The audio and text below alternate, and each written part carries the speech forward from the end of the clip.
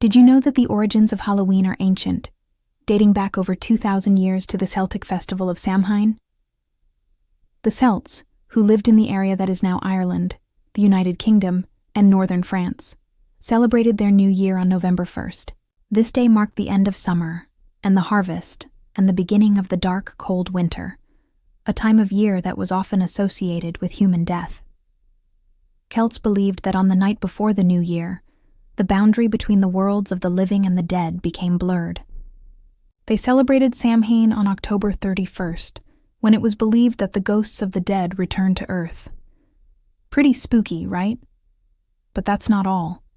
Did you know that jack-o'-lanterns were originally made from turnips, not pumpkins? The tradition comes from an Irish myth about a man nicknamed Stingy Jack. According to the story, Jack tricked the devil for his own monetary gain. When Jack died, God wouldn't allow him into heaven, and the devil wouldn't let him into hell. Instead, he was sent off into the dark night with only a burning coal to light his way.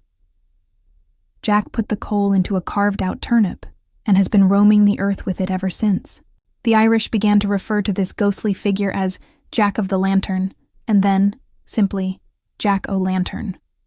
In Ireland and Scotland, people started to make their own versions of Jack's lanterns by carving scary faces into turnips or potatoes and placing them in windows or near doors to frighten away Stingy Jack and other wandering evil spirits. When immigrants brought this tradition to the United States, they found that pumpkins, a native fruit to North America, were much larger and easier to carve.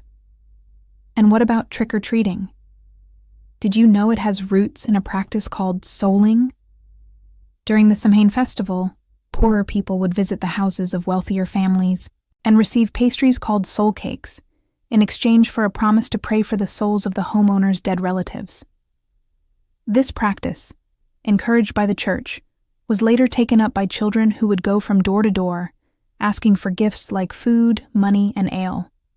So next time you're out collecting candy, remember you're taking part in a tradition that's hundreds of years old. Here's a fun one. Did you know that dressing up in costumes wasn't originally about getting candy? The Celts wore costumes, typically consisting of animal heads and skins to ward off ghosts. They thought that if they left their homes, they would encounter these spirits.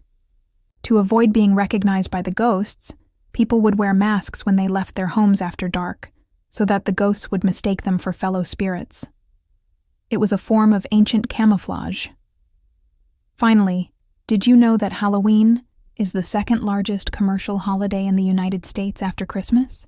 Americans spend an estimated $10 billion annually on Halloween, from candy and costumes to decorations. That's a whole lot of spooky spending.